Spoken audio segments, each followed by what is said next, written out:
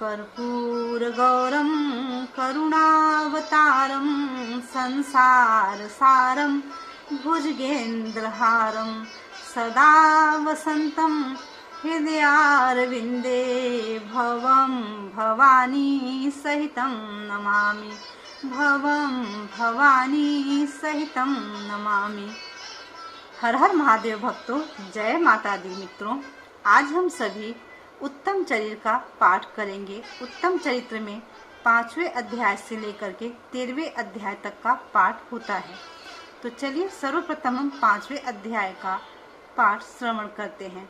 यहाँ पर देवी की स्तुति, अंबिका के स्वरूप की प्रशंसा का उल्लेख है। ऋषि बोले, प्राचीन समय में शुंभ निशुंभ दोनों असुरों ने बल के मद में आकर इंद्र का त्रिलोकी का राज्य और यज्ञों के भाग छीन लिए। उन्हीं दोनों ने सूर्य, चंद्रमा, कुबेर और वरुण का अधिकार पा लिया। वायु एवं अग्नि का काम भी वही करने लगे। देवताओं को तो अपमानित, पराजित एवं राज्यभ्रष्ट करके स्वर्ग से निकाल दिया।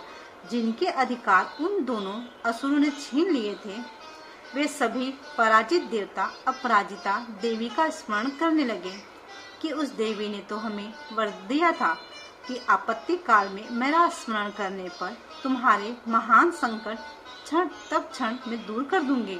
यही वरदान विचार कर पर्वतराज हिमालय के पास सभी देवता पहुँचे।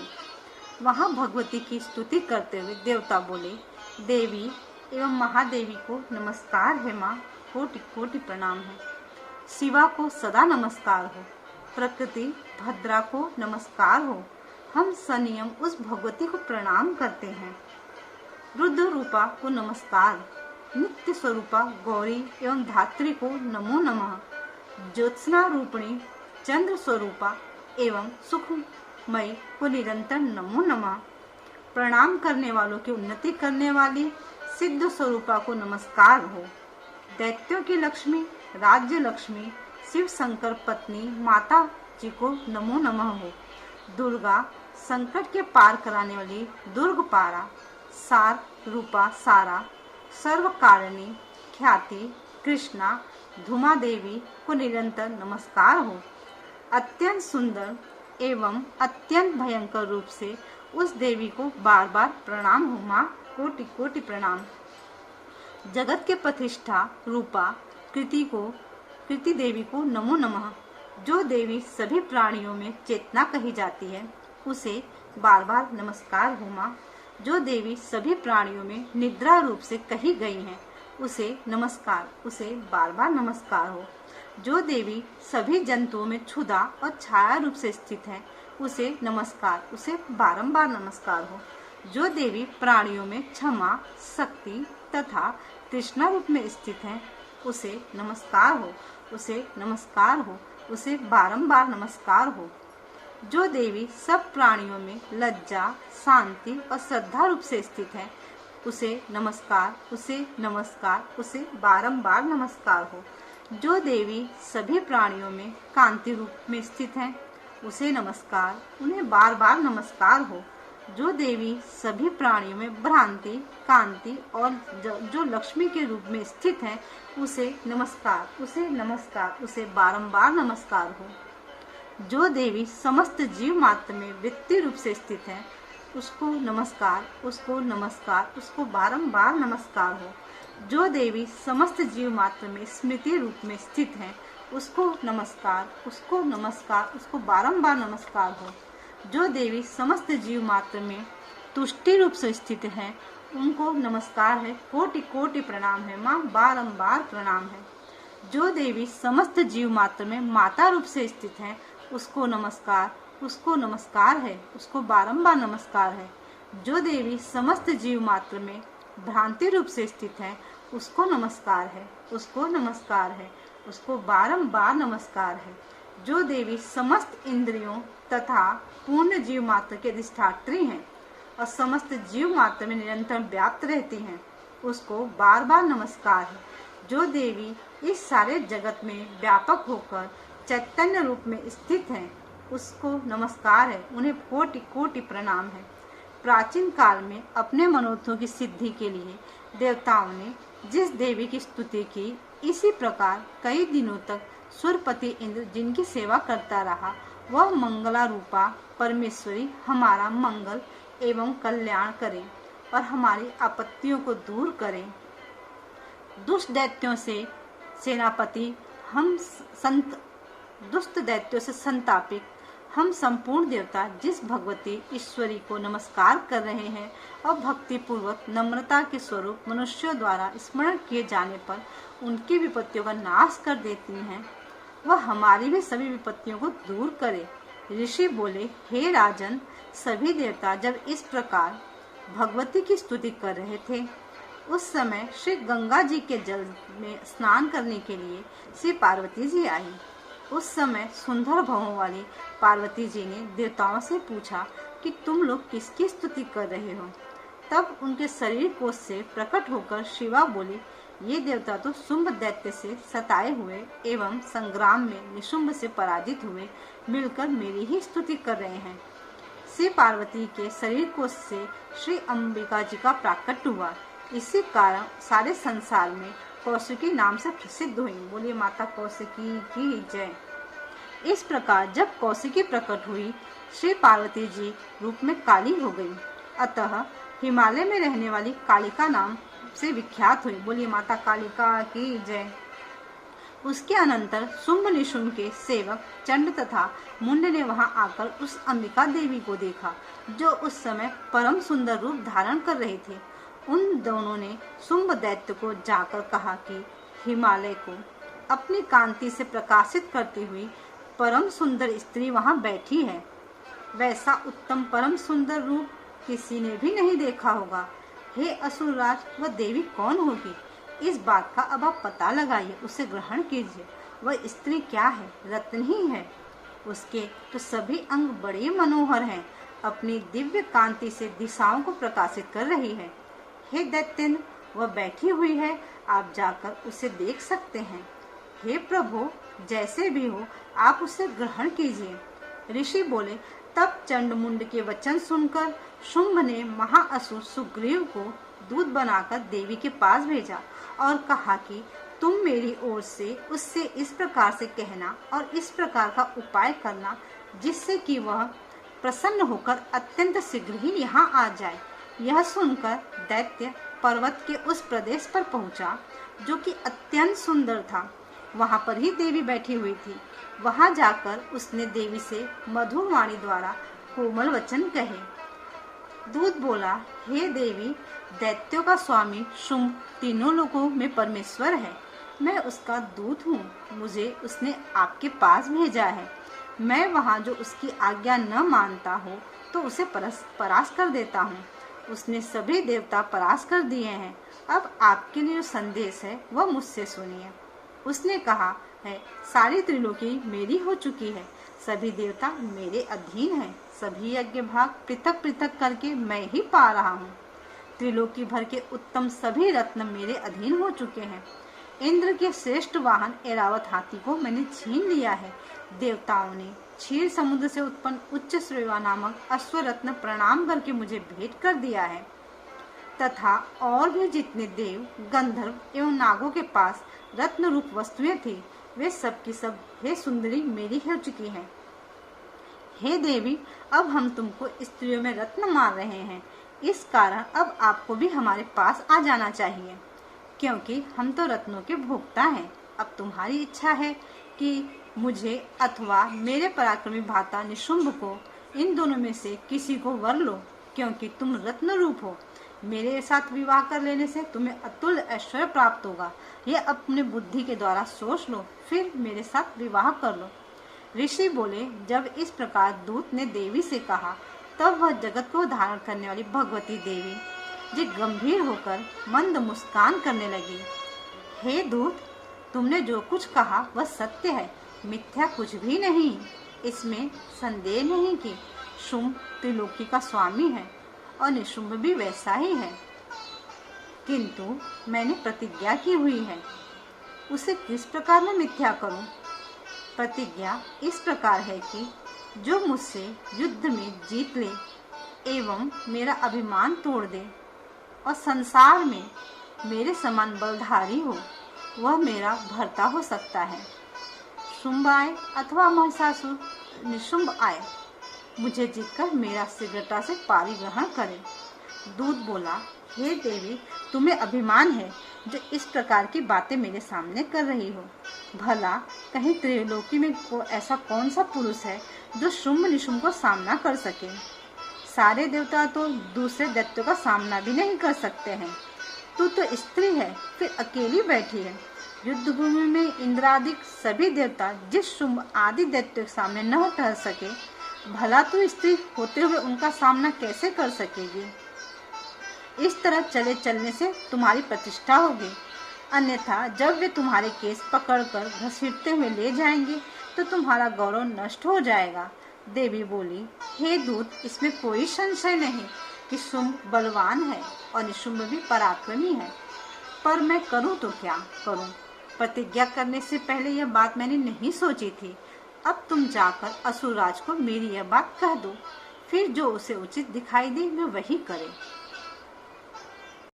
भक्तों, अब हम सभी 6वें अध्याय का श्रवण करेंगे, जिसमें धूम्रलोचन वध का विवरण है। तो चलिए 6वां अध्याय शुरू करते हैं। ऋषि बोले, देवी जी का इस प्रकार का वचन सुनकर दूत क्रोध से लाल होकर लौट आया और फिर दैत्यराज को विस्तार के साथ सारी बातें सुना दी। दूत के वचन सुनते ही दैत्यराज क्रोध से भर गया। दैत्यों के सेनापति धूम्रलोचन से बोला, हे धूम्रलोचन, तुम देर मत करो। अपनी सेना के साथ वहां जाकर उस दुष्टा को केसों से पकड़कर बलपूर्वक घसीटते हुए यहाँ जल्दी ले आओ।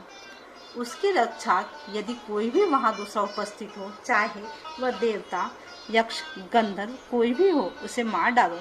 ऋषि बोले, आज्ञा पाते ही वह धूम्रलोचन दैत्य 60,000 असुर की सेना लेकर शीघ्र ही चल पड़ा। वहां पहुंचकर उसने हिमालय पर विराजमान देवी को देखा और ऊंची आवाज से बोला, अरे तू शुंभ निशुंभ के पास चल। यदि अभी भी प्रसन्नता पूर्वक मेरे स्वामी के पास नहीं चलेगी तो स्मरण रख, तुझे बालों से पकड़कर घसीटता हुए बलपूर्वक मैं ले जाऊंगा। देवी बोली, इसमें संशय नहीं कि तुम दैत्येश्वर ने भेजा है। तुम स्वयं भी बलवान हो, बड़ी भारी सेना भी साथ लाए हो। इस प्रकार की दशा में मुझे बलपूर्वक ले आओ, मैं तुम्हारा क्या कर सकती हूँ। ऋषि बोले, जब इस प्रकार का उसे उत्तर मिला तो धूम्रलोचन असुर देवी की ओर दौड़ा। तब तो देवी अंबिका जी ने हुंकार के शब्द से उसे भस्म कर दिया। फिर तो असुरों की क्रोध में आई बड़ी सेना तथा अंबिका जी ने एक दूसरे पर तीक्ष्ण बाण शक्तियां फरसे आदि बरसाने आरंभ कर दिए। इधर देवी जी का वाहन सिंह भी कुपित होकर भयंकर नाद करता हुआ अपने बाल झटकारता हुआ असुरों की सेना पर उछल पड़ा। उस सिंह ने कुछ असुरों को पंजे की मार से एवं कुछ एक को अपने जबड़ों से तथा कई एक महासुरों को नीचे पटक पटक कर दांतों व दाढ़ों से विदीर्ण करके मार डाला। कितने एक दैत्यों के केसरी ने नाखूनों से पेट फाड़ डाले। कितने एक दैत्यों को तल प्रहार करके उनके सिर धड़ से पृथक कर डाले और अन्यों की भुजाएं, सिर आदि छिन्न भिन्न कर दिए। कितनों के पेट फाड़ डाले। गले के बाल फटकारते हुए सिंह ने रुधिरपान किया। अत्यंत कुपित हुए देवी जी के वाहन बलवान सिंह ने क्षण भर में दैत्यों की सेना क्षय कर दी। देवी जी ने उस असुर धूम्रलोचन को मार डाला। देवी जी के वाहन सिंह ने भी सारी सेना का क्षय कर दिया। शुंभ ने जब यह सुना तो उसके क्रोध का पारा चढ़ गया, उसके होंठ कांपने लगे। झट शुंभ ने चंड तथा मुंड दोनों दैत्यों को आज्ञा दी, हे चंड तथा मुंड, तुम दोनों बड़ी भारी सेना लेकर के जाओ, वहां पहुंचो, उसे जल्दी से यहाँ ले आओ। उसे सेना लेकर खींचकर या बांधकर ले आओ। यदि इस प्रकार लाने में तुम लोगों को संशय हो तो युद्ध करो। सभी प्रकार के अस्त्रों शस्त्रों से सारे असुर मिलकर उसे मार डालो। उस दुष्टा के मर जाने पर एवं सिंह के भी मारे जाने पर जिस दशा में भी अंबिका पड़ी हो उसे बांधकर अपने साथ लेकर शीघ्र आओ। ये था 6ठे अध्याय का पाठ। जय माता दी फ्रेंड्स। भक्तों, अब हम सभी 7वें अध्याय का पाठ श्रवण करेंगे, जिसमें चंड और मुंड का वध का उल्लेख है। 7वां अध्याय। ऋषि बोले, तब आज्ञा पाते ही चंड मुंड आदि दैत्य आयुधों से सुसज्जित होकर चतुर्ंगनी सेना के साथ चल पड़े। वहां पहुंचकर उन्होंने देखा कि हिमालय की ऊंची स्वर्ण की चोटी पर सिंहों पर देवी बैठी हैं और मंद मंद हंस रही हैं। इस प्रकार उसे देखकर पकड़ने की चेष्टा करने लगे। किसी ने धनुष चढ़ा लिया, किसी ने तलवार संभाली एवं कितने ही देवी जी के पास पहुंच गए। तब अंबिका जी ने उन शत्रुओं के प्रति क्रोध में आ गई। उस समय क्रोध के कारण उनका मुख काला हो गया। देवी के माथे पर कुटिल होकर भौहें तन गई। तब तो भयानक मुख वाली काली देवी तलवार तथा पास में प्रकट हो गई। बोले, माता काली की जय। उन्होंने अद्भुत सा खटवांग धारण किया हुआ था। नरमुंडों की माला शोभित थी। चीते के चर्म की साड़ी पहनी हुई थी। शरीर का मांस सूखा दिखाई देता था। अत्यंत भयानक रूप था। मुख को खोल रखा था। लपलपाती हुई जीवा और भी भयानक थी। धसी हुई लाल लाल आंखें थी। गर्जना से सभी दिशाओं को भर दिया था। तब तो वो बड़े वेग से दैत्य सेना पर टूट पड़ी। बड़े बड़े असुरों को मारती हुई उनका भक्षण करने लगे। उन पार्श्व रक्षकों को, अंकुशधारियों को, महावत तथा योद्धाओं को घंटों के साथ कितने हाथियों को एक ही हाथ से पकड़कर मुंह में डालने लगे। वैसे ही घोड़े के साथ रथों एवं सारथियों को मुंह में डाल डालकर अत्यंत भयानक रूप से दांतों से उन्हें चबाती जाती थी। किसी के केस पकड़ लेती तो किसी की गर्दन दबा डालती, किसी को पैरों से दबोच लेती तो किसी को छाती से ढकेल कर मार गिराती। असुरों के द्वारा छोड़े हुए अस्त्र शस्त्रों को मुंह से पकड़ती जाती और दांतों से पीसती जाती। काली जी के इस प्रकार बलवान दुरात्मा असुरों की वह सेना कुचल डाली। कितने ही असुरों को मार दिया। उस देवी ने कुछ एक तलवार से काट गिराए, कुछ एक खटवांग से पीट दिए और कुछ एक दांतों से कुचल दिए। क्षण भर में राक्षसों की वह सारी सेना मारपीट कर गिरा दी। यह देख चंड उस भयानक काली की ओर दौड़ा। इधर महासुर मुंड ने भी महाभयंकर बाणों की वर्षा से एवं सहस्त्रों चलाए हुए चक्रों द्वारा उस भयानक आंखों वाली देवी को ढांप दिया। वे अनेक चक्र देवी के मुख में प्रवेश करते हुए इस प्रकार दिखाई देने लगे जैसे बहुत से सूर्य बिंब बादलों के पेट में समाते जा रहे हों।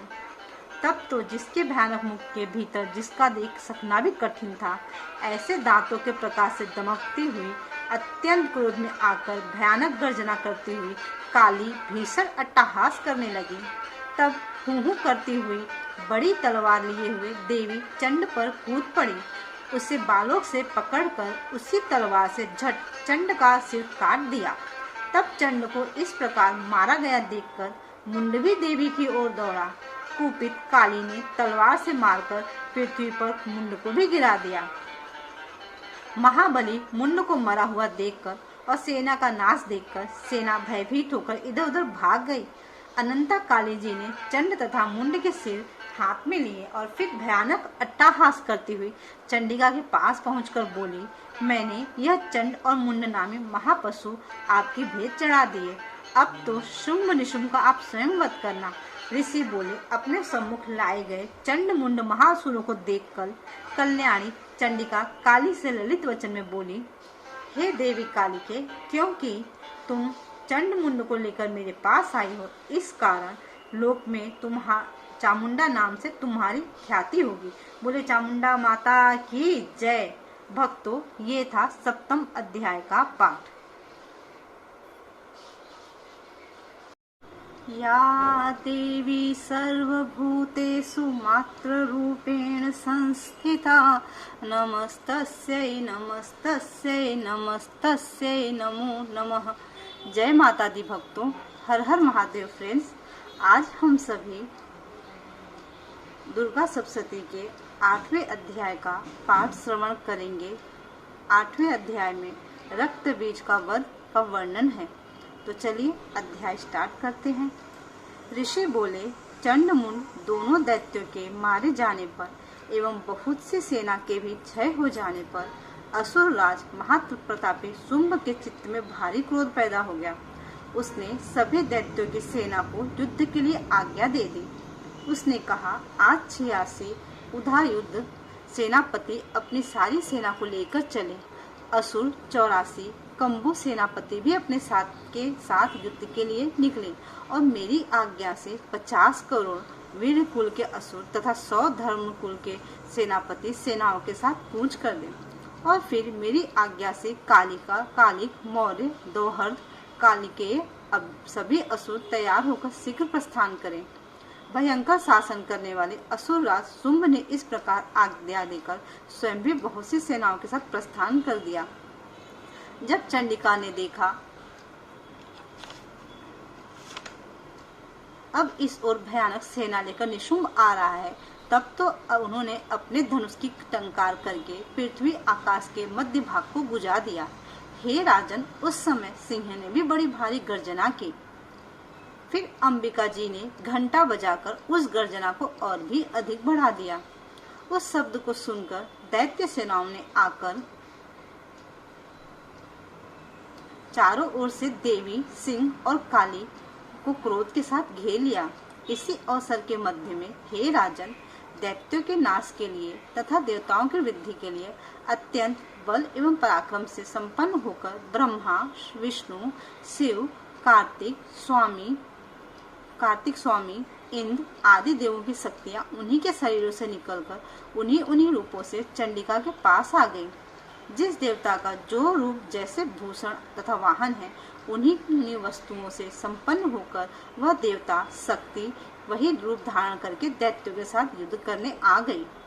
ब्रह्मा जी की शक्ति, जिसे ब्रह्माणी कहा जाता है, जो हंसों से जुते हुए विमान पर आरूढ़ थी, अक्षय सूत्र कमंडलों से सुशोभित थी, सबसे प्रथम उपस्थित हुई। बोलिए माता ब्रह्माणी की जय। महेश्वर की शक्ति विषभ पर विराजमान सुंदर त्रिशूल धारण किए, महासर्पों के कंकड़ धारण किए, मस्तक पर चंद्ररेखा सुशोभित थी, वह मातेश्वरी शक्ति आई। कार्तिक स्वामी की शक्ति हाथ में शक्ति लिए मोर पर आरूढ़ गुहा रूपणी कौमारी अंबिका शक्ति दैत्यों से युद्ध करने लगी। बोलिए माता कौमारी की जय। वैसे ही विष्णु की शक्ति गरुड़ पर सवार होकर शंख, चक्र, गदा, सांग एवं खग हाथ में लिए वहां वैष्णवी शक्ति आ गई। बोलिए माता वैष्णवी की जय। यज्ञ वराह का विचित्र रूप धारण करने वाले विष्णु की वाराह शक्ति वैसा ही शरीर धारण करके वहां आ गई। बोलिए माता वाराही की जय। नरसिंह जी के समान शरीर को धारण किए, गर्दन के बालों को फटकारने से आकाश के तारों को बिखेरती हुई नारसिंही शक्ति वहां आ पहुंची। बोलिए माता नरसिंही की जय। इंद्र की शक्ति इंद्र के समान रूप वाली 1000 नेत्र धारण किए वज्र हाथ में लेकर एरावत गजराज पर आरूढ़ होकर वहां आ गई। तब उन शक्तियों से घिरे हुए शंकर जी ने चंडिका से कहा, मेरी प्रसन्नता के लिए शीघ्र ही से शीघ्र इन असुरों का संहार करो। तब देवी के शरीर से अत्यंत भयानक सैकड़ों गिदड़ियों की भांति हूं हूं करती हुई चंडिका शक्ति प्रकट हो गई। बोलिए माता चंडिका की जय। तब उस अपराजिता देवी ने धुएं जैसे जटा वाले शिव से कहा, भगवान आप दूत बनकर शुंभ निशुंभ के पास जाएं।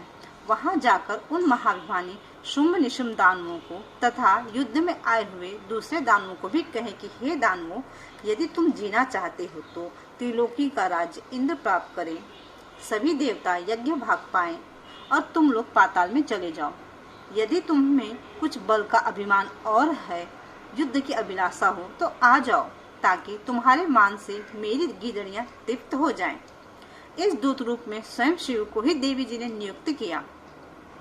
वह शिव शक्ति संसार में शिवदूती इस नाम से विख्यात हुई। बोलिए माता शिवदूती की जय। जब शिव द्वारा कथित देवी जी के वचन उन महासुरों ने सुने तो बड़े क्रोध में आ गए और जहाँ कात्यायनी देवी स्थित थी वहाँ बढ़ने लगे। वहां कुपित होकर उन देव शत्रुओं ने बाण, शक्ति, रिष्टि आदि आयुधों से देवी जी पर पहले वर्षा करना आरंभ कर दिया। तब टंकार करके धनुष द्वारा पहने पहने बाण छोड़कर देवी जी ने खेल ही खेल में उनके फेंके हुए बाण, शूल, शक्ति, परशु आदि शस्त्रों काट डाला। फिर काली भी उनके सामने होकर शत्रुओं को सूल के प्रहारों से चीरती फाड़ती, खट्वांग से कुचलती मारती विचरण करने लगी। इधर ब्रह्माणी शक्ति भी जिस ओर दौड़ती उसी ओर अपने कमंडलों का जल छिड़क देती, जिससे शत्रुओं का पराक्रम एवं तेज नष्ट होता जाता था। माहेश्वरी शक्ति ने त्रिशूल द्वारा, वैष्णवी शक्ति ने चक्र द्वारा और कौमारी शक्ति द्वारा उन दैत्यों का क्षय करना आरंभ कर दिया। ऐन्द्री शक्ति ने वज्र गिराने से सैकड़ों दैत्य दानव विदीर्ण होकर रुधिर के पतनाले बहाते हुए पृथ्वी पर गिरने लगे।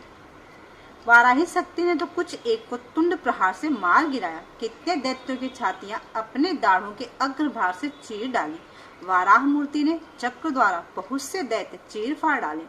कितने महादैत्यों को नासिंह शक्ति अपने नाखूनों से विदीर्ण करके खाने लग गई। कितने दैत्य शिवदूती के कठोर अट्टहास से भयभीत होकर पृथ्वी पर गिरते गए, फिर उन्हें वह खाती गई। इस प्रकार अत्यंत कुपित होकर अनेक उपायों द्वारा बड़े बड़े दैत्यों को मारते हुए मातृगण को देखकर देव शत्रुओं के सैनिक भागने लग गए। उन दैत्यों को मातृगण से पीड़ित होकर भागते हुए देखकर कुद्र महाअसुर रक्तबीज युद्ध करने के लिए आ गया। रक्तबीज के वज्रमय शरीर से एक भी रुधिर बिंदु जब पृथ्वी पर गिरती, तब उसी के समान बलवान दूसरा असुर पैदा हो जाता। उस महाअसुर ने आकर इंद्र शक्ति के साथ युद्ध किया। तब ऐन्द्री शक्ति ने अपने वज्र से रक्तबीज की ताड़ना की।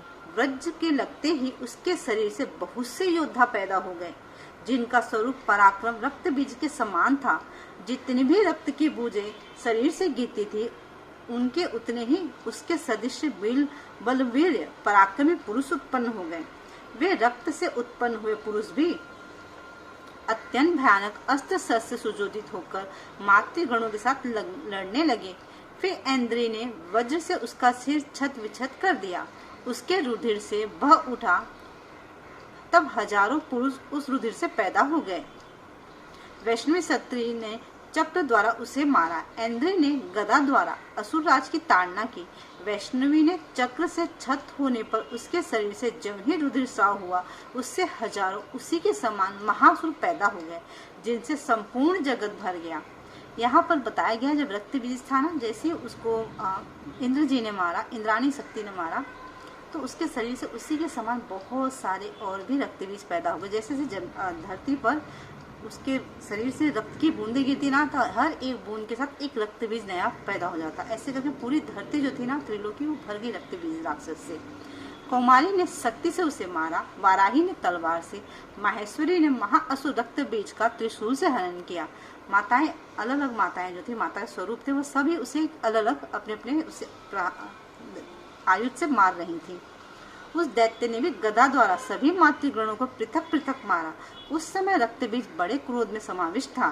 शक्तिशूल आदि आयुधों से कई बार विक्षिप्त होने पर उसके शरीर से रक्त प्रवाह के पृथ्वी पर गिरते ही सैकड़ों असुर उत्पन्न हो चुके थे।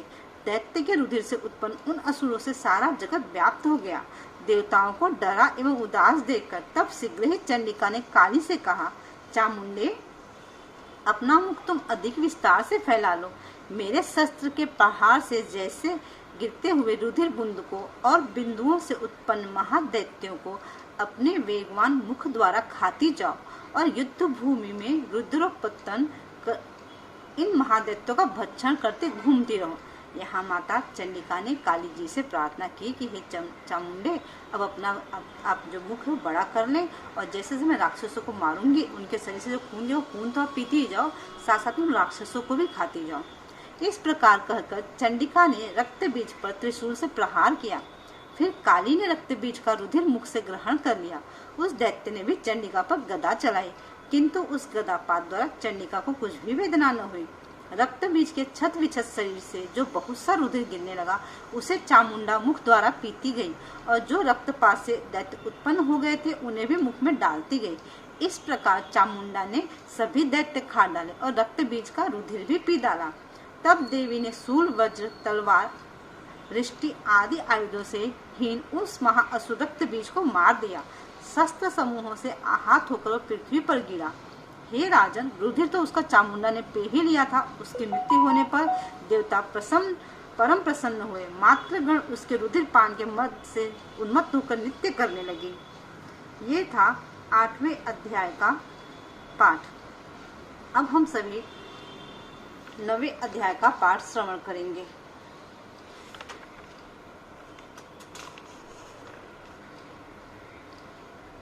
ऋषि बोले, यहाँ पर 9वें अध्याय में निशुंभ वध का वर्णन है। ऋषि बोले, हे राजन, रक्त बीज के मारे जाने पर एवं युद्ध में अन्य असुरों के मारे जाने पर शुंभ निशुंभ दैत्यों का क्रोध बढ़ गया। फिर दैत्यों की प्रधान सेना को साथ लेकर निशुंभ युद्ध में दौड़ा चलाया। उसके आगे पीछे दाएं बाएं बड़े बड़े दैत्य थे। वे क्रोध के मारे होठ काट रहे थे। शुंभ भी अपनी सेना के साथ मातृगणों से लड़कर चंडिका को मार डालने की इच्छा से आ गया। दोनों दैत्य बादलों की तरह बाणों की वर्षा करने लगे। अपने बाणों के समूहों से चंडिका ने उनके बाण काट दिए। फिर शस्त्र समूह से उन दैत्यों के अंगों पर प्रहार किया। निशुंभ ने तीखी तलवार तथा चमचमाती ढाल उठा ली। देवी के पराक्रमी वाहन सिंह के सिर पर प्रहार किया। अपने वाहन पर इस प्रकार प्रहार होते देख देवी ने क्षुप्र नामक बाण द्वारा निशुंभ की बड़ी तलवार तथा 8 चांदों वाली ढाल भी काट दी। तलवार और ढाल के कट जाने पर उस दैत्य ने शक्ति चलाई। उसे आते देख देवी ने चक्र द्वारा उसके 2 टुकड़े कर डाले। तब तो अत्यंत कुपित होकर निशुंभ दानव ने शूल उठा लिया और उसे फेंक दिया। देवी जी के मुक्के के प्रहार से उसे चूर चूर कर दिया। दैत्य ने गदा उठाकर फिर चंडिका की ओर फेंकी।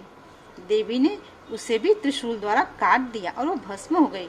फिर अंत में दैत्यराज को फरसा उठाए आता देखकर देवी ने बाण समूहों से प्रहार कर उसे पृथ्वी पर गिरा दिया। उस भयानक पराक्रमी भाई निशुंभ के इस प्रकार धराशायी होने पर शुंभ क्रोध में बढ़ गया और अंबिका को मारने के लिए सामने आया। वह रथ पर बैठा हुआ था। उसकी बड़ी बड़ी अनुपम 8 भुजाएं थी। उनमें 8 भयंकर शस्त्र शोभायमान थे। उन भुजाओं से सारा आकाश को ढांप कर वह सुशोभित हो रहा था। उसे इस प्रकार आता देखकर देवी ने शंख बजाया और धनुष की अत्यंत दुस्सह टंकार की। समस्त दैत्यों के तेज नष्ट करने वाले घंटे का शब्द करके उससे दिशाओं को भर दिया। तब सिंह ने भी बड़े हाथियों के महामत को दूर करने वाली बड़ी भारी गर्जना लगाई। उसके द्वारा आकाश, पृथ्वी एवं 10 दिशाएं गूंज उठी। तब काली ने आकाश में उड़कर पृथ्वी पर दोनों हाथों से ऐसी ताड़ना की कि उस शब्द से पहले के सभी शब्द मंद पड़ गए। तब देवी ने अमंगल रूप अत्यंत अट्टहास किया। उस ध्वनि से दैत्य डर गए। शुंभ के क्रोध का पारा चढ़ गया। फिर जब अंबिका ने कहा कि हे दुरात्मा, ठहर ठहर, तब आकाश में स्थित देवता जय जयकार करने लगे। बोले, अम्बे मात की जय, माता परा अम्बा जगदम्बा की जय। शुंभ ने पहुंचकर आग बरसाती हुई भयानक शक्ति चलाई। अग्नि को पहाड़ की तरह आती हुई देखकर देवी ने भारी उल्का से उसे दूर हटा दिया। शुंभ ने फिर सिंहनाद किया। उससे त्रिलोकी गूंज उठी। हे राजन, उस सिंहनाद का इतना घोर शब्द था जैसे कि वज्रपात हो। उसने बाकी शब्दों को परास्त कर दिया। तब शुंभ द्वारा छोड़े हुए बाणों को देवी ने तथा देवी द्वारा चलाए गए बाणों को शुंभ ने अपने अपने उग्र बाणों द्वारा सैकड़ों हजारों टुकड़े कर दिए। तब चंडिका ने कुपित होकर शुंभ को शूल से मारा। उसके लगते ही वो मूर्छित होकर पृथ्वी पर गिरा। इतने में ही निशुंभ चैतन्य होकर वहां पहुंच गया। हाथ में धनुष लेकर बाणों से काली तथा सिंह पर प्रहार कर दिया। उस दानवराज ने अपनी 10,000 भुजाएं बना ली। फिर चक्रों का प्रहार करने लगा। तब घोर संकटों का नाश करने वाली भगवती दुर्गा ने अपने बाणों से चक्र तथा सभी बाणों को काट गिराया। तब निशुंभ दैत्य सेना से आवृत्त होकर चंडिका के वध के लिए हाथ में गदा लेकर बड़े वेग से भागा। वेग से आते हुए उसकी गदा को तीखी कल तलवार के द्वारा चंडिका ने काट दिया। फिर दैत्य ने शूल उठा लिया। शूल हाथ में लिए उस देव पीड़क निशुंभ को आता देखकर चंडिका ने अपना शूल वेग से चलाकर उसकी छाती बीन दी। उसकी छाती फटते ही उसकी छाती से एक महाबली पुरुष निकला। वह खड़ी रह इस प्रकार कहने लगा। उस निकलते हुए पुरुष की यह बात सुनते ही देवी आवाज करके हंसी और तलवार से उसका सिर काट दिया। वह फिर पृथ्वी पर गिर पड़ा। तब भयानक दाढ़ों वाला सिंह दाढ़ों से असुरों के सिर खुरच कर खाने लगा। वैसे ही काल ने तथा शिवदूती ने बहुत से दैत्यों का भक्षण कर डाला। कुछ एक घोर संग्राम से भाग गए एवं कितने दैत्यों को काली तथा शिवदूती ने खा डाला और कई सिंह के ग्रास बन गए। भक्तों, ये था 9वें अध्याय का वर्णन। अब हम सभी 10वां अध्याय श्रवण करेंगे। यहाँ पर शुंभ का वध बताया गया है। ऋषि बोले, अपने प्राण प्रिय भाई ने शुंभ की मृत्यु को देखकर इस प्रकार सेना को भी मरता देखकर कुपित होकर शुंभ कहने लगा, अरे दुष्ट दुर्गे, तू बल के घमंड से गर्व मत कर। अरे अहंकारनी, तू तो अन्य स्त्रियों के बल के सहारे लड़ रही है। देवी बोली, अरे दुष्ट, मैं अकेली हूँ, संसार भर में मेरे समान दूसरी है कौन? ये तो मेरी विभूतियां हैं, मुझ में ही प्रवेश कर रही हैं। इतना कहते ही ब्रह्माणी आदि सभी शक्तियां उस देवी के शरीर में समा गई। अकेली अंबिका देवी रह गई। देवी बोली, मैंने अपनी ऐश्वर्य शक्ति संपन्न अनेक विभूतियों के रूप में यहाँ पहले विद्यमान थी, अब मैंने सभी रूप समेट लिए। अब तो अकेले युद्ध में खड़ी हूँ, तू भी स्थिर हो जा। ऋषि बोले, तब सभी देवता तथा दैत्यों के देखते देखते देवी और शुंभ इन दोनों में युद्ध छिड़ गया। तीखे बाणों की वर्षा तथा भयंकर अस्त्र शस्त्र ने उन दोनों का युद्ध सभी लोगों के लिए भयंकर प्रतीत होने लगा। जितने भी दिव्य से दिव्य अस्त्र अंबिका छोड़ती जाती, दैत्येंद्र उन्हें निवारक अस्त्रों द्वारा तोड़ता जाता।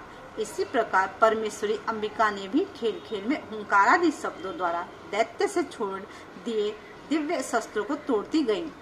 तदनंतर असुर ने सैकड़ों बाणों से देवी को आच्छादित कर दिया। तब देवी ने भी कुपित होकर बाणों द्वारा उसका धनुष काट डाला। धनुष के टूट जाने पर दैत्येंद्र ने हाथ में शक्ति उठा ली। अभी शक्ति उसके हाथ में ही थी कि देवी ने चक्र द्वारा उसकी शक्ति काट डाली। तब दैत्यराज तलवार और 100 चंद्रमा वाली चमचमाती ढाल लेकर देवी पर झपटा। उसकी तलवार तथा सूर्य जैसी चमकती ढाल को देवी ने अपने धनुष से छोड़े हुए तीखे बाणों से तुरंत काट दिया। रथ के घोड़े तथा सारथी को भी मार दिया। धनुष तो पहले ही कट चुका था। तब तो भयानक मुखधर लेकर अंबिका को मारने के लिए दैत्य उद्गत हो गया। देवी ने उसके मुद्गर को भी तीखे तीरों से काट दिया। फिर भी वह दैत्य मुक्का तान कर बड़े वेग से दौड़ा। आज जाते ही उस दैत्येश्वर ने देवी के हृदय पर मुक्का मार दिया। देवी ने उसकी छाती पर एक चपेट जमा दी। जिस देवी के उस चपेट के लगते हुए दैत्यराज पृथ्वी पर गिर पड़ा। गिरकर भी वह सहसा उसी प्रकार खड़ा हुआ। तब उछलकर देवी को उठाकर आकाश में स्थित हो गया। वहां भी निराधार होकर वह चंडिका देवी के साथ युद्ध करने लगा। आकाश में उस समय दैत्य और चंडिका आपस में घोर युद्ध हो रहा था।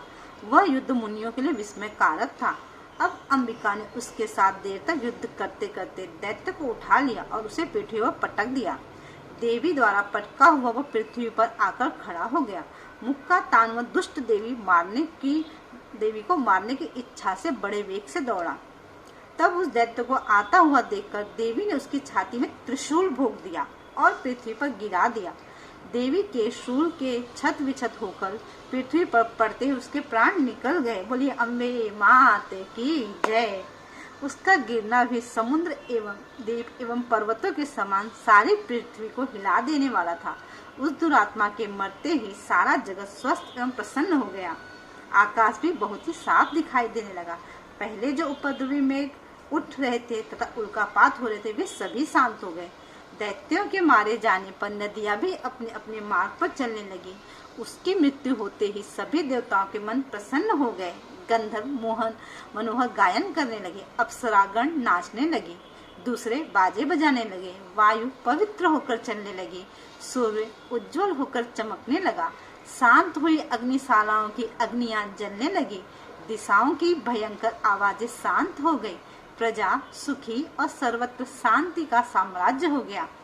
भक्तों, ये था 10वें अध्याय का महात्म्य। कितना अच्छा लगा श्रवण करके ना। ऐसे लगा जैसे हमारी आंखों के सामने सारी चीजें हो रही हैं। हम माता को युद्ध करते हुए देख रहे हैं। जय माता दी। अब हम सभी 11वें अध्याय का श्रवण करेंगे।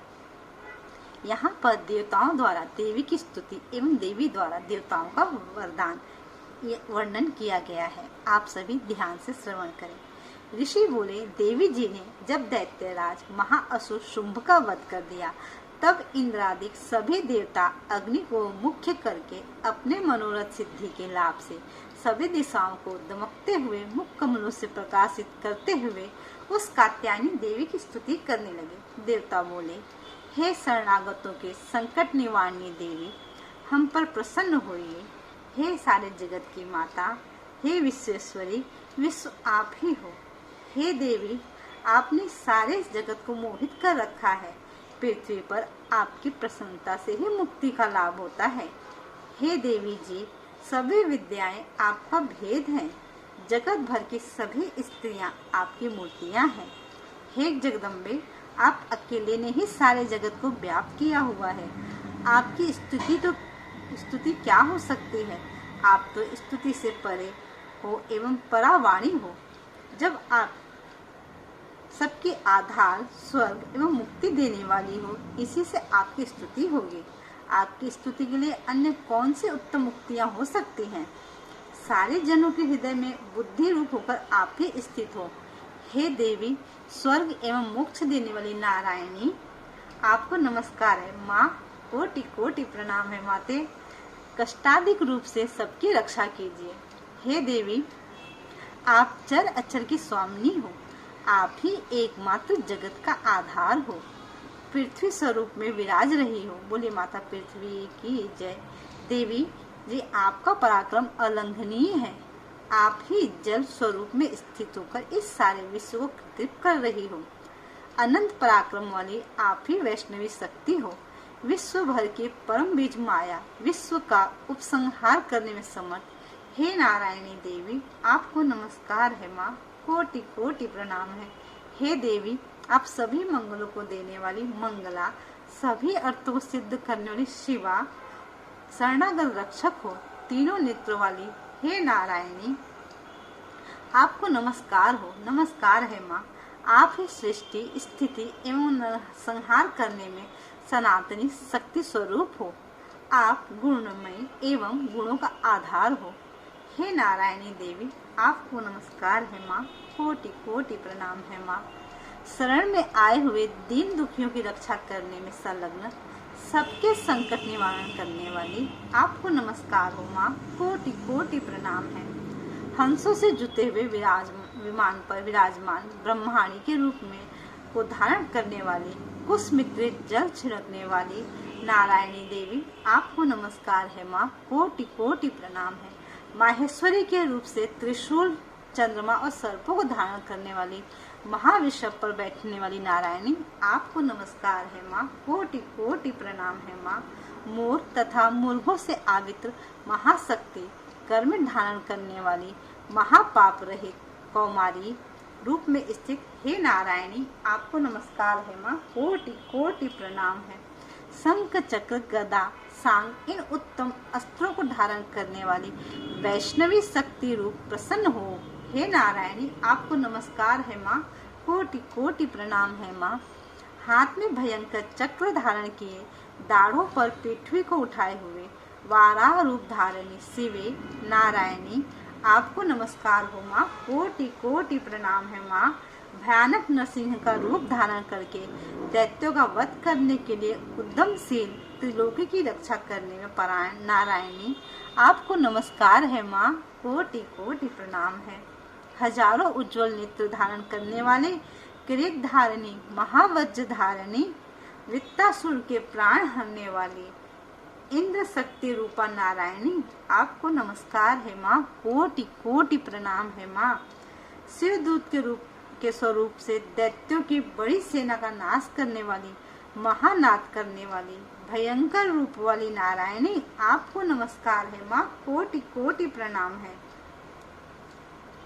भयानक दाढ़ों से भयानक मुख वाली, मुंड मालाओं से शोभायमान, मुंडों का मंथन करने वाली चामुंडा नारायणी, आपको नमस्कार है माँ। कोटि कोटि नमस्कार है। लक्ष्मी, लज्जा, महाविद्या, श्रद्धा, पुष्टि, स्वधा, ध्रुवा, महारात्रि, महाअविद्या रूपा हे नारायणी, आपको नमस्कार है माँ। कोटि कोटि प्रणाम है मातेश्वरी। मेधा, सरस्वती, वरा, ऐश्वर्य रूपा पार्वती, महाकाली, संयमशीला सर्व स्वामिनी हे नारायणी, आपको नमस्कार है माँ, कोटि कोटि प्रणाम है। सर्व ईश्वरी सब शक्तियों से संपन्न हे दुर्गा देवी, हमारी भय से रक्षा करो माँ, भय से रक्षा करो। हे देवी, आपको नमस्कार हो माँ, कोटि कोटि प्रणाम है। यह आपका मुख 3 नेत्रों से भूषित और सुंदर है, हमारी सभी भयों से रक्षा करो। हे कात्यायनी, आपको नमस्कार है माँ, कोटि कोटि प्रणाम है। हे भद्रकाली, सभी दैत्यों का नाश करने वाली, भड़कती हुई अग्नि की ज्वालाओं से महाभयानक आपका त्रिशूल हमारी भय से रक्षा करे। आपको नमस्कार है माँ, कोटि कोटि प्रणाम है। हे देवी, शब्द द्वारा सारे जगत को व्याप्त करके जो दैत्यों का तेज हनन कर देता है, वह आपका घंटा जैसे माता अपने पुत्रों को पापों से बचाती है, वैसे ही हमारी रक्षा करे। हे चंडिके, आपके सुंदर हाथों को तलवार जो असुरों के खून और चर्बी से लथपथ हो रही है, वह हमारा मंगल करे। हम आपको प्रणाम करते हैं माँ, कोटि कोटि प्रणाम करते हैं। हे देवी, जब आप प्रसन्न होती हो तो सभी लोगों को नष्ट कर देती हो, क्रोध करने पर सभी मनोरथ एवं कामनाएं नाश करती हो। आपके आश्रित पुरुषों पर कोई संकट नहीं आता है, अपितु आपके आश्रित पुरुष दूसरों को भी आश्रय देते हैं। हे देवी, आपने जो आज इन धर्म द्वेषी महादैत्यों का क्षय किया है, वह अपने स्वरूपों को अनेक शक्ति रूपों में विभक्त करके किया है। हे अम्बिके, आपके सिवाय और कौन दूसरा ऐसा कर सकता है? विद्याओं में, विचारों के दीपक रूप शास्त्रों में, वेद वाक्यों में आपके सिवा और किसका वर्णन आता है? और न आपके सिवा कोई दूसरी शक्ति है जो इस विश्व को अज्ञान रूपी भयंकर अंधकार से पूर्ण ममता रूपी गड्ढे में खूब भटका रही है।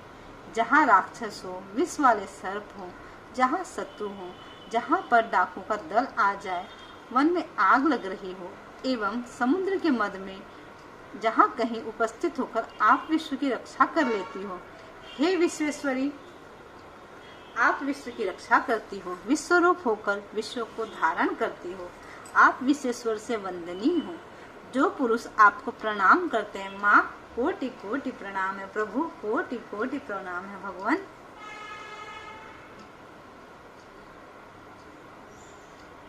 वे विश्व के आश्रय हो जाते हैं। हे देवी जी, जिस प्रकार इस समय दैत्यों के वध से तुरंत हमारी रक्षा कर ली, इसी प्रकार नित्य ही हमें शत्रुओं के भय से बचाइए। प्रसन्न होइए और जल्दी से सारे जगत के पाप नष्ट करिए। पापों से उत्पन्न महामारी आदि उपद्रव भी दूर हो। माता, कोरोना को भी दूर कर दीजिए। हे देवी, विश्व भर में दुख दूर करने वाली, प्रणाम करने वाले हम पर प्रसन्न होइए माँ, प्रसन्न हो माँ। हे जगत जननी, हे जगदम्बे, तीनों लोगों के निवासियों से स्तुति की गई मातेश्वरी, सब लोगों के निवासों से स्तुति की गई मातेश्वरी, सब लोगों को वरदान दीजिए। देवी बोली, हे देवगण, मैं वर देने को तैयार हूँ, मन चाहा वर मांग लो। संसार का उपकार वर मैं अवश्य दूंगी। देवता बोले, हे सर्वेश्वरी, आप त्रिलोकी की समस्त बाधाएं शांत करें और इसी प्रकार हमारे शत्रु का भी नाश करती रहें। देवी बोली, हे देवगण, वैवस्वत मन्वंतर के 28वें युग में आने पर शुंभ निशुंभ नामक 2 महादैत्य पैदा हो जाएंगे। तब मैं नंद गोप की गृहिणी यशोदा के गर्भ से अवतार लूंगी और विंध्याचल में जाकर निवास करूंगी। बोले विंध्याचल रानी की जय। फिर पृथ्वी पर महाभयंकर रूप से अवतार लेकर वैप्रचित्ति नामक घोर दैत्यों का भक्षण करते समय मेरे दांत भी अनार के फूलों की तरह लाल लाल हो जाएंगे। तब स्वर्ग से देवता और पृथ्वी पर मनुष्य मेरी स्तुति करते समय मुझे रक्त दंतिका कहेंगे। बोलिए माता रक्त दंतिका की जय। उसके अनंतर जब पृथ्वी पर 100 वर्ष वर्षा नहीं होगी, पानी नहीं मिलेगा, तब मुनिजन मेरी स्तुति करके उस समय मैं अयोजना प्रकट होऊंगी। मैं 100 नेत्रों द्वारा मुनियों को देखूंगी। तब मनुष्य मेरा शताक्षी नाम से कीर्तन करेंगे। बोलिए माता शताक्षी की जय। हे देवतागण, उस समय सारे संसार को जब तक वर्षा नहीं होती तब तक अपने शरीर से उत्पन्न शाकों द्वारा पालूंगी। पृथ्वी पर शाकंभरी इस नाम से मैं प्रसिद्ध हो जाऊंगी। बोले माता शाकंभरी की जय। वहां पर मैं एक दुर्गम नाम के दैत्य का वध करूंगी। फिर मेरा नाम दुर्गा देवी विख्यात हो जाएगा। बोले माता दुर्गा देवी की जय।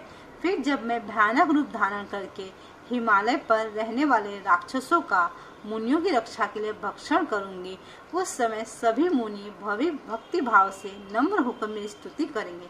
तब मेरा नाम भीमा देवी विख्यात होगा। बोले माता भीमा देवी की जय।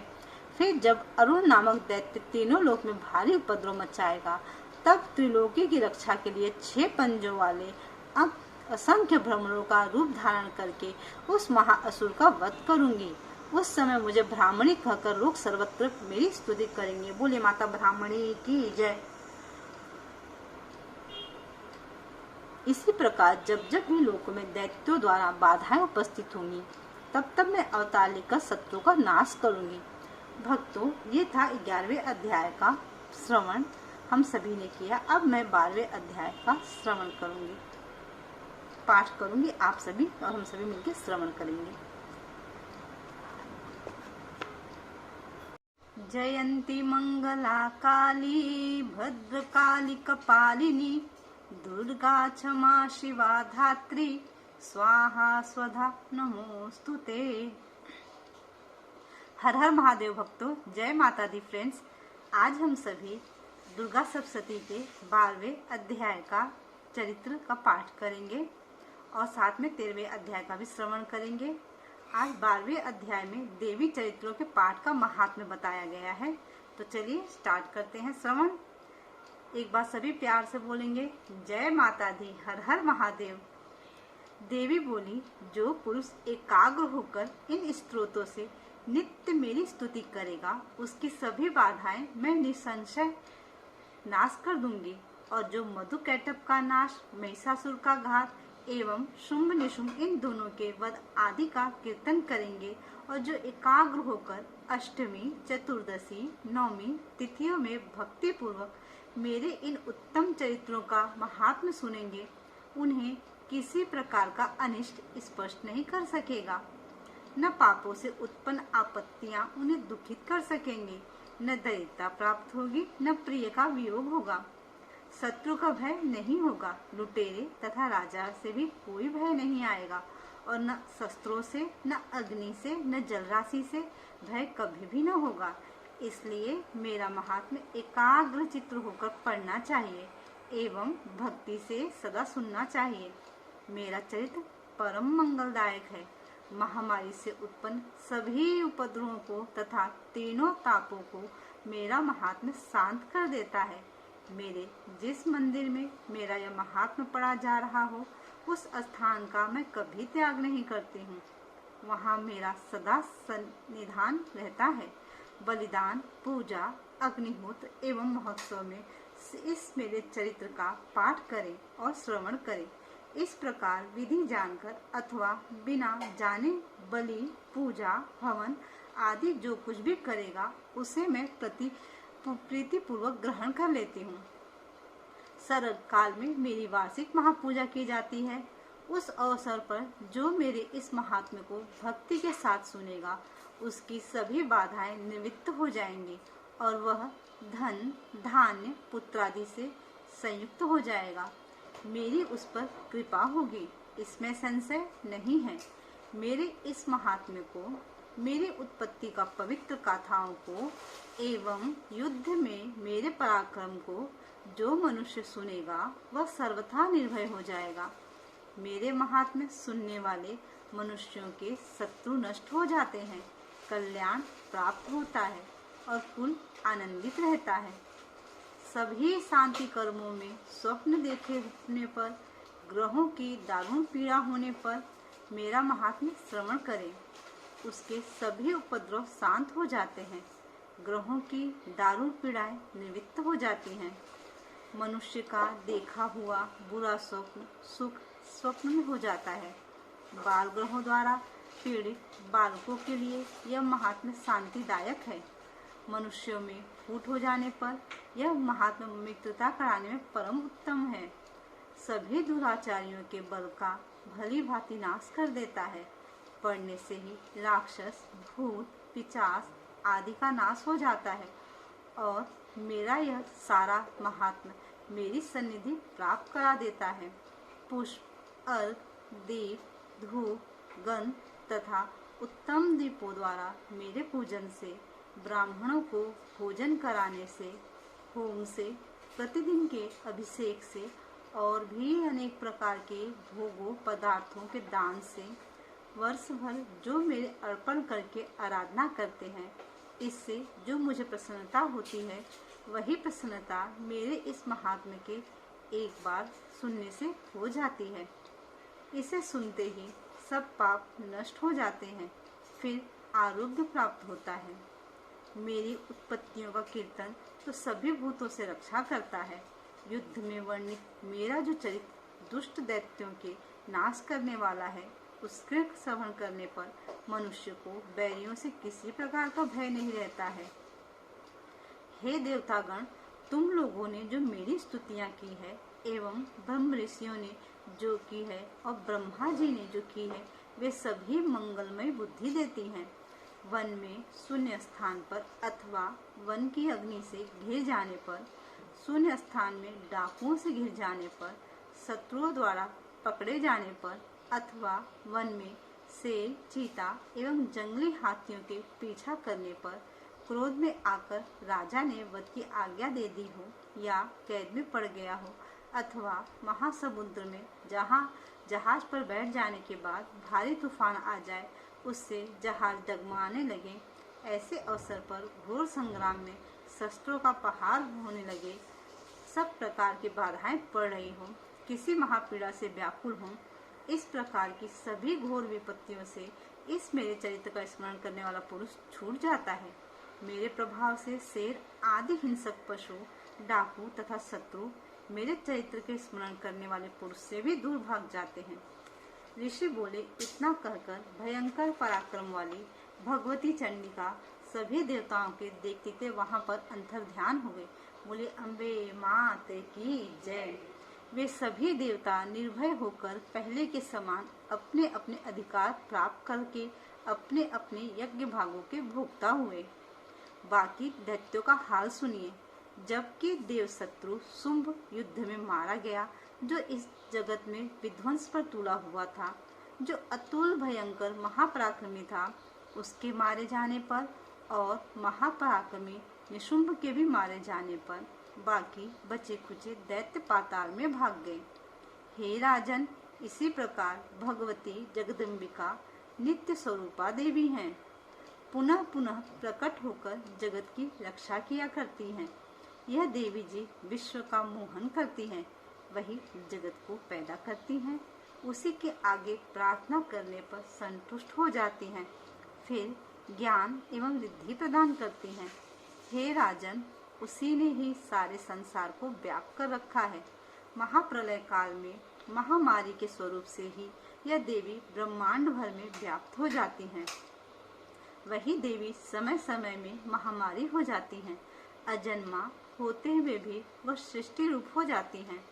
वही सनातनी देवी समय समय पर प्राणियों की स्थिति किया करती हैं। मनुष्यों की उन्नति समय वही देवी घर में वृद्धिदायिनी लक्ष्मी स्वरूपा हो जाती हैं। फिर अभाव के समय विनाश के लिए अलक्ष्मी दरिद्रता भी बन जाती हैं। पुष्प, धूप, गंध आदि सामग्रियों से पूजी हुई फिर स्तुति करने पर यही देवी धन, पुत्र, धर्म में मति, सुख गति आदि प्रदान करती हैं। भक्तों, ये था 12वां अध्याय। अब हम सभी आज का अंतिम 13वें अध्याय का महात्म्य श्रवण करेंगे। 13वां अध्याय श्रवण करेंगे। 13वें अध्याय में राजा सूरत और वैश्य को देवी का वरदान। ऋषि बोले, हे राजन, इस प्रकार मैंने देवी जी का उत्तम महात्म्य तुम्हें कह सुनाया। जिसने इस जगत को धारण कर रखा है, वह देवी इस प्रकार के प्रभाव वाली हैं। वही देवी विद्या उत्पन्न करती हैं। उसी विष्णु की माया ने ही, हे राजन, तुमको इस वैश्य को तथा और भी विवेकीवान जनों को मोहित कर दिया है। यह पहले भी मोहित थे, फिर आगे भी मोहित होंगे।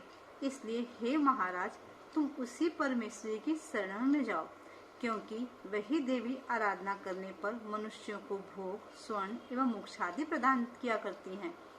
मार्कंडेय ऋषि बोले, कौष्टुकी जी, इस प्रकार ऋषि की बात सुनकर राजा सूरत ने उत्तम व्रतधारी महाभाग मेधा ऋषि को प्रणाम किया तथा ममता और राजा आदि के हरण से दुखी होकर तत्काल ही वह राजा तप करने चला गया। वह वैष्णवी नदी के समीप जाकर भगवती के दर्शनार्थ देवी के सूक्त का जाप करने लगा और फिर राजा तथा वैश्य दोनों नदी के समीप मृतिका से देवी की मूर्ति बनाकर प्रतिदिन पुष्प, धूप और हवन तर्पण आदि से धीरे धीरे आहार थोड़ा करते हुए निराहार होकर एकाग्रता से देवी जी में मन लगाकर एक चित्त होकर के देवी जी की आराधना करने लगे। उन दोनों ने बलि प्रदान के समय अपने अंगों के रुधिर का पोषण किया। इसी प्रकार संयम पूर्वक 3 वर्ष पर्यंत आराधना करते रहे। तब तो जगत को धारण करने वाली देवी ने प्रत्यक्ष होकर दर्शन दिया और तब राजा से चंडिका देवी बोली, हे राजन कुल नंदन, तुम दोनों जिस अभिष्ट की प्राप्ति के लिए मेरी प्रार्थना कर रहे हो वह मुझसे मांगो, मैं प्रसन्न हूँ, तुम्हें सब कुछ दूंगी। मार्कंडेय जी बोले, तब राजा ने तो दूसरे जन्म में अक्षय रहने वाला राज्य मांगा और इस जन्म में शत्रु सेना का बलपूर्वक नाश करके फिर अपने राज्य की प्राप्ति का वर मांगा। वैश्य का तो चित्त संसार से खिन्न हो चुका था। भक्तों, अब हम सभी 13वां अध्याय श्रवण करेंगे। 13वें अध्याय में राजा सूरत और वैश्य को देवी का वरदान। ऋषि बोले, हे राजन, इस प्रकार मैंने देवी जी का उत्तम महात्म्य तुम्हें कह सुनाया। जिसने इस जगत को धारण कर रखा है वह देवी इस प्रकार के प्रभाव वाली है। वही देवी विद्या उत्पन्न करती है। उसी विष्णु की माया ने, हे राजन, तुमको, इस वैश्य को तथा और भी विवेकीवान जनों को मोहित कर दिया है। यह पहले भी मोहित थे और फिर आगे भी मोहित होंगे। इसलिए हे महाराज, तुम उसी परमेश्वरी की शरण में जाओ, क्योंकि वही देवी आराधना करने पर मनुष्य को भोग एवं स्वर्ण एवं मोक्ष आदि प्रदान किया करती हैं। मार्कंडेय ऋषि बोले, कौष्टुक जी, इस प्रकार ऋषि की बात सुनकर राजा सूरत ने उत्तम व्रतधारी महाभाग मेधा ऋषि को प्रणाम किया तथा ममता और राज्य आदि के हरण से दुखी होकर तत्काल ही वह राजा तप करने चला गया। वह वैष्णवी नदी के समीप जाकर भगवती के दर्शनार्थ देवी के सूक्त का जप करने लगा और फिर राजा तथा वैश्य दोनों नदी के समीप मृतिका से देवी की मूर्ति बनाकर प्रतिदिन पुष्प, धूप और हवन तर्पण आदि से धीरे धीरे आहार थोड़ा थोड़ा करते हुए निराहार होकर एकाग्रता से देवी जी में मन लगाकर एक चित्त होकर के देवी जी की आराधना करने लगे। उन दोनों ने बलि प्रदान के समय अपने अंगों के रुधिर का प्रोक्षण किया। इसी प्रकार संयम पूर्वक 3 वर्ष पर्यंत आराधना करते रहे।